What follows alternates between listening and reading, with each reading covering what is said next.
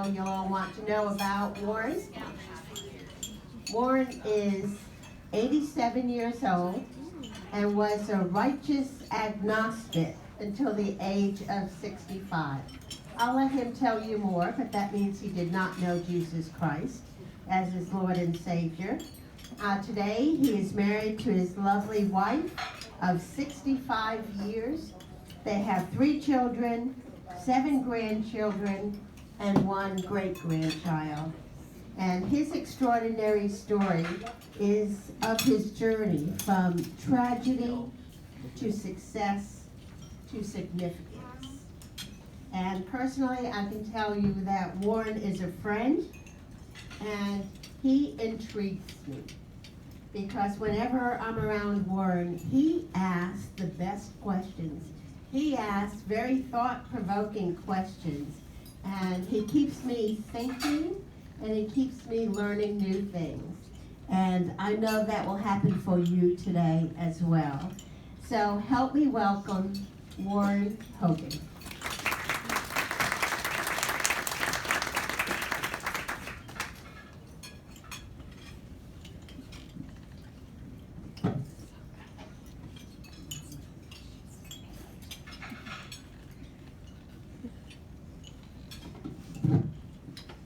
I'm going to ask for a moment of absolute silence, so quiet you could hear a pin drop. Now I need absolute, total silence. Bang! Bang, bang! Bang! What just happened? It's November 1945. I was upstairs in my grandparents' house sleeping, and this racket woke me up. So let me tell you what happened. I was at the time 8 years old. My father had some unique characteristics. He liked other women, and it was known to everybody. He liked to drink with the boys on Friday nights, so my mother then had to figure out how to pay the bills the rest of the weeks. And he was abusive to my mother. So that was my father's role model. Although I had good experiences with him, I was really quite concerned about what was going on. At any rate, when my mother was about 28, he came on to her 18-year-old sister. And she put up with a lot of his philandering, but that was over the top. And so while he was at work, she called up her brother, who picked us up, my younger sister, me, and my mother. We went to our old 5-room farmhouse that was my grandparents' house. There was already 7 people in it. Now we added 3 more. There was now 10 of us in the house. But anyway, a couple of weeks go by, and my father comes over one night, and in the kitchen was my grandmother, my uncle, my mother, and my father. And my father started to get a little bit belligerent. Come on, get the kids, we're going to go home, and so forth. And my grandmother, in an attempt to diffuse the situation, told my mother to go up the stairs. There was a stairway in the kitchen. So as she started up, he pulls out a .38 and bang! He shoots her. Hits her in the side and she falls down the steps. Then he shoots my uncle. He shoots my grandmother. Now, by now I'm awake, but I don't know what's happened. So I come to the top of the stairs, and there's my mother motioning for me to go back. And she looked like she was in distress. Of course, she'd been shot, but I didn't know that. So I went backed up into upstairs, and then my father comes over her, and bang, he shoots her again. Although, interesting enough, he shot her in the leg this time. He could have shot her anyplace, but who knows what was going on in his head. And then my little 5-foot, 98-pound aunt from upstairs comes down, picks up a chair, shoots my father out the door, and when he's out there, he realizes he screwed up big time. So he goes up to the woods, and what do you think he did? Bang! He shot himself. So, unfortunately, my grandmother and uncle never made the hospital, but my mother remembers my grandmother talking to Jesus while she was dying. My mother fortunately survived 2 weeks shy of 95, heart attack, stroke, shot, and her devoted her life to me and my younger sister. My father went up in the woods, and the sun came up, and he wasn't dead. So he crawls back to the road, goes to the hospital, and you can imagine where he spent a good long period of time. So that was the end of my relationship with my father. And there was a little unsettling time. You might say it was somewhat traumatic. And during that period of time, I was now back in school. I'm now 9 years old. And I'm kind of really a mess. I'm traumatized. Oh, woe is me. And then some little third grade girl, she comes up to me and she looks me right in the eye, just like this. And she said, you know, you're always moping around and asking for sympathy. Could you imagine a little third grade girl being perceptive to do that? And guess what? I was. And then over the next week or two, I processed that. I say, this is a terrible thing. Is this going to be the rest of my life? And then a transformation process came on board. I decided I was not going to be like my father. I'm going to prove to the world I am a somebody, not a nobody rotting away in jail. And so in order to do that, how do you become a somebody? You got to be a great kid. You got to win. You got to be a good student. You got to do all this stuff. So I became an overachiever at 9 years old. Also, this God and Jesus stuff. What kind of a God would allow a tragedy like this to occur? So no, God, there's only going to be one God in my life, and that's me. Now I'm going to control my life because I can do that. And I must have got it from my mother. Honesty, integrity, fortunately got built into my DNA. So I believed in right, wrong, and that was governed my life. Right, wrong as defined by man's laws. So as we now started this journey of the new kid who's been transformed, it's all about ego, winning, proving to the world I'm somebody.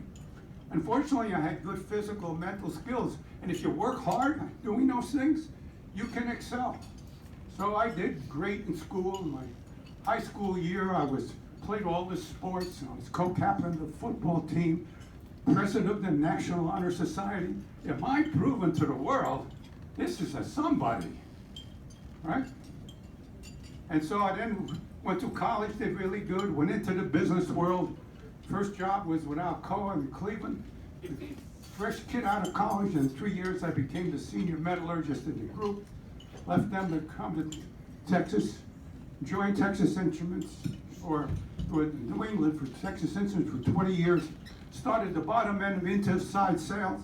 And at the end of 20 years of running a $100 million division, salaries for 1,000 people, boy, have I achieved. And then I had an opportunity in Dallas to be president of a small electronic connector company. We doubled the sales. We positioned it as the best company in the industry along those ways. Then had an opportunity to start my own company called the Hogan Center for Performance Excellence. Our whole focus was helping small and medium-sized companies improve their business performance and achieve world-class distinction if they wanted to make the effort to do that. And our track record was, at the end of those 20 years, 10 of our member clients became recognized as best companies in Texas. 6 of them went on to be recognized best companies in America. Can you imagine my pride and my ego? We're winning the Super Bowls of the business world. 6 different years. What kind of a football team's got a record like that? I mean, I'm really feeling great about this whole process. Now, in the meantime, I'm a relatively good guy. I mean, legalistic, agnostic, proven to the world I'm somebody. But none of this God and Jesus stuff. But I did believe in right and wrong. And my kids all grew up in a church environment because my wife didn't know any better. She was just born into the Presbyterian church. But I thought that it's good for the kids because I believe in right and wrong, and Christian values were consistent with right and wrong. So that was all good, and I was a good disciplinarian along those ways. So now we have a situation occurring where in December of 2000, my older son gave me a book called More Than a Carpenter by Josh McDowell. Some of you may have heard about Josh. And for those of you who haven't, in his college years, he was a full-blown, hardcore atheist. And he got into a conversation with a bunch of Christians, and they challenged him to go prove his point. So he spent a long period of time traveling all over the place. And guess what happened to him after he got all his research? And he said, I'm wrong. And so he became a very powerful evangelist, and he works his own ministry and other campus crusade for Christ. Very well known. And I read this little book. It took me about 2 hours. And I read some stuff in there I never heard about before. Why would I have heard about it? I wasn't interested in it. But I was born and raised like an engineer, so I got a very left brain orientation. So it caused me to be very curious. And then over the next 11 months, I'll run into things. I talked to a lot of people, did more studying, and little by little, I started giving up my theory of evolution and Darwinism. I said that's probably not right. There's a very left brain logical thinking. And theory of creation probably made a lot more sense. And so by the week after 9/11, I was willing to change teams from the Darwinism team to this Jesus God team. So I accepted Jesus as my Savior. What did I not say? How about Lord? You're being boss? You gotta be kidding. I've been running my life all these years. I'm 63 years old. I'm not ready to go that far. So anyway, I started getting discipled, learned Christianity 101. Fast forward to the year 2003, and remember we had economic downturns and all kinds of stuff. I ran into a problem that for the first time since I was 9 years old, I didn't know how to fix. First time, I could always fix the problem. And I thought it was so significant, it was in the business world, that I literally remember standing in the center of my office. I am a mess. I started sweating, I couldn't think straight. I am screwed up. I would have made a great ad for Prozac and for Rolex at that point. I mean, it was that bad, okay?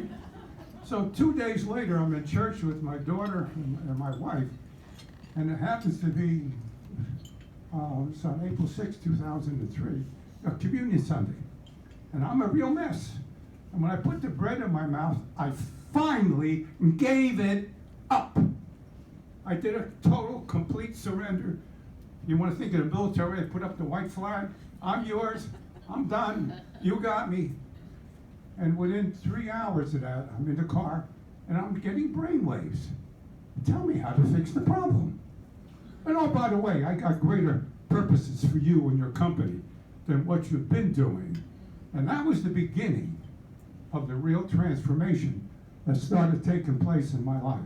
So let's talk a little bit about some of the things that have occurred as a result of that transition. I got involved in a heavy-duty men's discipleship program called Top Gun at Bentry, and then brought it into our church at Grace Presbyterian. And over 5 years, we trained 90 men in this heavy-duty stuff and how to understand the Bible, be better husbands, what you should do in the workplace, and learn how to tell your story and evangelize. I got involved in prison ministries back during that period of time. I've been on 27 prison events with Bill Glass Prison Ministries. I've talked to hundreds of inmates, shared the gospel with a couple of hundred of them. 62 of them made professions of faith right there in the jail. Whether or not it's stuck, but that's between them and God. My job was to tell them the story. So that's been fairly significant. I had the unique experience. Both late in life, my stepfather and my mother, who were also non-believers, and I had the right opportunities when they were receptive to lead them to Christ.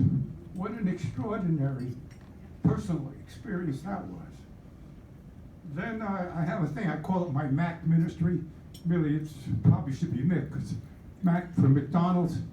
I would go use McDonald's as an office, and I'd sit right in the table, right outside the restrooms, so you had to pass me on your way by. And then I bring out the hook and hook them in.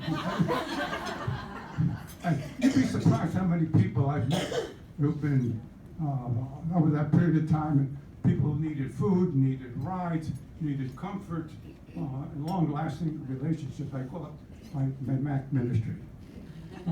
I also belong to a small group of evangelists that learned how to put a gospel message on the back side of a business card. You got the whole thing on the back side of a little card like this, and it's amazing. They've now got hundreds of different type of fronts. So it's a really easy thing, wherever you're at, to be able to hand somebody a card and just plant a seed throughout the whole process. Now, I've told my story and for over 5,000 people now over the last 15 years. Most of them one-on-one, sometimes in a group setting like this. A year ago, when I did it at our church, they videotaped their sermons and all the rest, and so the stuff got videotaped. So if you really want another earlier version of today's talk, you can go to YouTube, because that's where it's archived, and it's under a real easy title, From Tragedy to Success to Significance by Warren Hogan. So if you got any friends who want to know it, that's an easy way to go do that. And also it's, all the thing is, people say, man, look at all the great stuff you're doing. And I say, I don't take any credit for any of it, except for one thing. That one thing is, I'm obedient to do it. God takes all the other credit, because I could choose not to do it, but I choose to do it. And so that's that process. Now, we had a situation over the last 2 years, starting in March of 22, where I started running into a series of health issues. And the same week, I found out I had very aggressive prostate cancer, and I had a heart issue. It was the question, what do you fix first? And they said, we better fix the heart first, because if that kicks out first, then the other one's academic anyway. So anyway, we had to work on the two. We got them off and running, and we put a stent in on the heart. That fixed that. But with the prostate cancer, they gave me radiation, and then they gave me these hormone shots to kill the testosterone. You know, men like testosterone, women are not supposed to have them, and so forth. Well, that radiation and that testosterone stuff, that was really bad. It gave me big boobs. Yeah, I ended up with bigger boobs than my wife had when we got married. That's a true story. I mean, this stuff really, when you shut down the testosterone, things change. The other thing is, for you ladies who've been through it, I mean, I got really hot flashes. Some nights in bed, you know, they're sweating in them. And those who've been through it, you know what I'm talking about. And then my elimination processes were very compromised. Those of you who've been around here in Dallas the last few years, we had these winter problems, and if you were unfortunate enough to have your pipes break, well, that's about as much control as I had on my elimination systems as when all people had broken pipes. And then the last thing was, my libido got really compromised.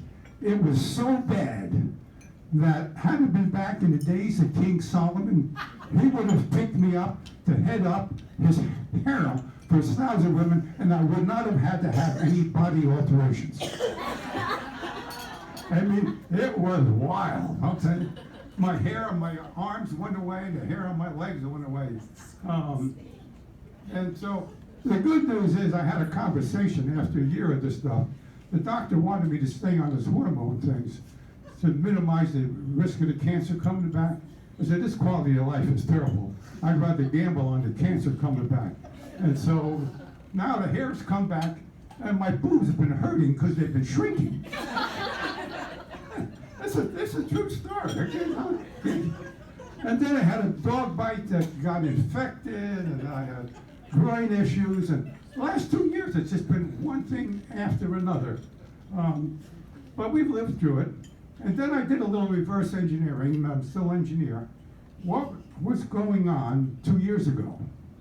Was there a cause and effect? Because I've been doing a lot of good things for the Lord for all those years. And then I realized 2 years ago, my prayer life was decreasing. My pride was increasing. Look at all the good things I'm doing for the Lord. And then I started thinking about things I shouldn't be thinking about. So my analysis is that if the Lord's going to use me, he had to clean me up. And he did a good job. But I'm back in the game, thankful. And so lots of stuff, including visiting with you guys today. I did a search on Google a little over a year ago or so, and I was curious, since I'm not getting any younger, what percentage of the U.S. population are males 85 and 90? And doing a look it up, and this is based on the 2020 census, roughly 0.7% of the males in the United States are 85 years and up. That's less than 1.7. And only 0.2% are 90 and up. So if you just run the numbers, chances are I'm not going to be around. I might be, might not, but the statistical odds are not in my favor along that line. So that caused me to do some really serious thinking. Say, my time is now limited, one way or the other, and what are the things I need to get done? So I actually, in McDonald's, waiting for somebody to hook up with, started writing down all the things I need to do, and I put them in 3 boxes. One box is stuff related to the family. I got a lot of non-believers in my family. So at least I need to let them know what's going on and be prepared for the future. Had some business things I'm going to need to wrap up. Then I got a whole bunch of kingdom projects that I'm working on, and included in there by name are a number of people who are good friends of mine who are non-believers. So there's a lot of education going on in that area. And then in 2008, I got exposed for the very first time at one of your seminars on the end times prophecy. And that's how I started to learn all about God. Done a lot of studying, had study groups doing along that way. And also, for anybody who are familiar with the Ezekiel 33:1 area, it talks about a watchman. You know, back in the old days, what a watchman was, they sit up in a tower and you look out and you see if there's any dust coming, is there danger, and if there is, you gotta holler to people, get inside, close the doors. And if he doesn't do that, and then something bad happens, the blood is on his hands or her hands. Conversely, if he does warn them, and they choose not to do them, that's their problem. For some reason, about 15 years ago, I got spiritually inspired, and I self-anointed myself a watchman. And so I see a lot of what's going on around the world, and I pay a lot of attention, local, national, global events, and I can connect the dots throughout that whole process, which is kind of where I want to ask you a question. Do you remember as a kid when you had those little books and you could connect the dots? You go from point A to point B, and then a picture would show up. Here's a dog, here's a house, here's a cow. Well, let me tell you what I see, and you connect the dots. We live in a world now, you certainly ask the question, what's really going on? If you're paying attention to much of the news, there's a lot of stuff going on. From a secular point of view, the Middle East is on fire. You got the Russia-Ukraine situation. You got China getting ready to take over Taiwan. You see all kinds of lawlessness going on in this country. We're highly polarized. They try to assassinate Trump. There's cyber hacking, and now we got all these new pandemics coming with monkeypox and bird flu, and now West Nile viruses are all serious. No, sooner or later, one of these things is going to show up. Now, most of you, I think you've probably read the book of Matthew. Hopefully most of you have anyway. And in there in Matthew 24, there's two sections of it. What, maybe, as you recall, that was Jesus was talking to his boys, and he was telling them he's going to go away, but he's going to come back again. And he said, well, how do I know? Well, when he comes back, he says, these will be the signs. There will be wars, rumors of wars, nation against nation, kingdoms against kingdom, famines, pestilence, and earthquakes, and like birth pangs. Because those things have been going on for thousands of years. But you know, you women who have children, towards the tail end of that last 5 minutes, the activity picks up. The pain becomes greater, and the intensity, and so forth. So if you take a look what's going on around the world, and you want to take the time to connect the dots, well, they are all lining up with what's actually going on with what the Bible says. Now that could be good or bad depending on where you're coming from.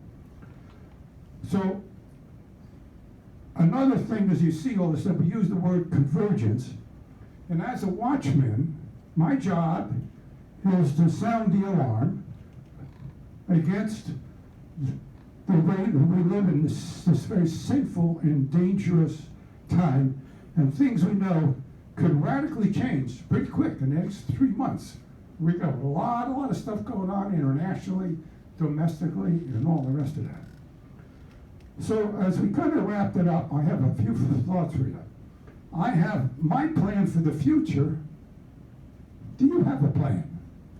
You never know how much time you got left, and there's some important things you need to do. Maybe you want to identify them and get the most important ones done, because you might be around another 10 years. You might be gone in another week or two. We don't know how it all occurs. If you don't have a personal relationship with Jesus, then, or you're not quite absolutely sure you do, then you should probably ought to hook up with somebody, or a counselor or somebody, and really find out where you're at. And if you're not sure, make a really serious commitment. Have any of you thought about what it's like being in heaven? Some of you do, shake your head, some of you don't. I mean, is there a cloud? You're going to sit up there and play the harp and drink your favorite drink, Mai Tais or whatever they got going up there? Or is that more to it? I mean, really study the Bible. There's a lot of stuff in there about the eternal rewards. So the question is, as a believer, all of us have our spiritual gifts. Are using those effectively to do the God's work and the kingdom purposes? And if not, why not? The Bible tells you that there will be a day, if you go to heaven, that you're going to stand up in front of Jesus and he's going to look at your track record. Not for those things you've been forgiven for, but for those things that you should be doing as a believer with the gifts you've been given. And the Bible tells you it will make a difference in terms of your status and the privileges that you have when you get to life. If you've never ever thought about it, it's also a good thing for believers. And we know the non-believers got a whole other issue.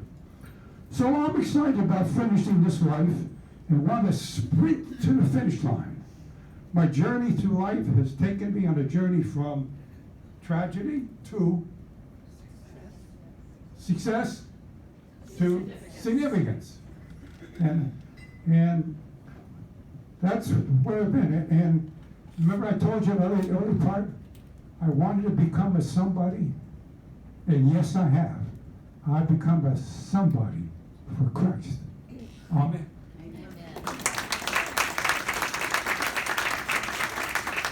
Now, before I get off the podium here, we got some presents for you. After Donna wraps up, there's some envelopes in the middle of your table. So any one of you can take the envelopes and open them up when we're done. In the little envelopes are a whole series of these little cards that say thank you with a gospel tract on the back of it. And so I thank you all for coming. And there's enough cards in here, hopefully you'll pass the card on to somebody else someday. And the other thing in the big envelope, my good friend M. Sanders, who I've known now since the early part of my transformation, she and her sister drove down from Oklahoma City, and after a meeting we had about a year ago, talking about the future, the tribulation, and all the rest of that, she became so God-inspired that in a few days' time, she wrote a whole booklet, and it's called After the Rapture. And it's what makes it unique. There's a lot of stories talking about it, but it's written in the first person from the standpoint that I'm already in heaven, and I'm leaving this booklet behind for you. So it can be left in the will, or it can be put in the drawer, so people who don't really know what's happening. And she's done a marvelous job. And if any of you have never really studied the book of Revelation, this is a simple version that can really give you the highlights of what it says. So after this, we've got some more extra copies of those things over the table over there, and we'll be over there if you want to say the Lord. So I'm done. Donna, they're all yours. Thank you, Warren. What a great message. And thank you for the gifts. We're glad to have that. And how many of you are here for the very first time today? If you're a first-time visitor, would you stand up? We're so glad you're here. And we have a complimentary gift for everyone and who's here for the first time. So we'll get that gift to you. Remain standing so we can give it to you. And I believe that our registration is open for October. So you can go online and register for the October luncheon. You can become a sponsor today and be set for the rest of the year. And with that, I'm going to turn this over to Marilyn Mansfield, our hospitality director. I want to play a little game with you. Gleason score. Lupron. Yeah, it was. Casedex. Eligard. Yeah, I know. You know all those things. My husband has prostate cancer. Okay, you've been through it all. His boobs are not as big as yours, but, you know. He wears a compression shirt. It's true. Everything he said is true. And today my husband's having his 4th infusion of chemo. He's had it for 7 years. So I would covet your prayers for him. But that was so awesome. Don't we all want to be like him when we grow up? Yes. Absolutely. That was so awesome. Thank you so much. Well, I'm so excited you all came. We like almost doubled our numbers. So how many of you are coming back next month? And how many of you are bringing somebody with you? Yay! If everybody will bring somebody, then we'll have more chicken. She wants the big word, that's her goal. Oh yeah, we want Tammy, our president. Her goal is for us to get to have the big room over there. If we get enough people here, we can have the big room. We only need 100, so bring 2 people. Yeah. Question. Okay. If I wear a skirt and put some lipstick on, can I come? Well, that's pretty common these days, so it might work for you. I don't think anybody will get the sweats over that, or, you know. I say dress just like you are, you come every month. Yeah, exactly. And we're thankful to have Dr. Terry Noah over here, Michelle's husband. So we can have men here. He can take it.